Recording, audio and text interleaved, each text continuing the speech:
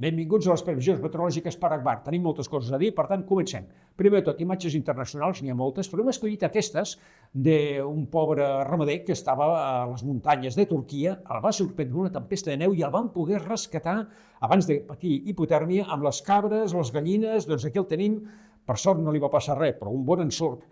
Tempestes de neu no, però Déu-n'hi-do les nevades que hem tingut els últims 8-10 dies a moltes zones del Pirineu, molt importants a la zona occidental i últimament també a l'oriental. Imatges d'aquests dies, per exemple, de quan començava aquesta darrera nevada a Ogassa.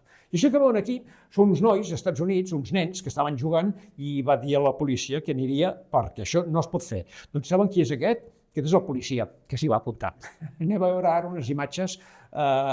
Vam veure fa uns quants mesos imatges de la Xina, de l'interior de la Xina, al desert, on estaven convertint zones desèrtiques en zona verda. Doncs continuen treballant amb aquesta enorme tasca i, efectivament, imatges espectaculars de zones desèrtiques convertides en zona verda que provoquen més nuvolositat i també més precipitació. Una bona mesura el que estan fent allà.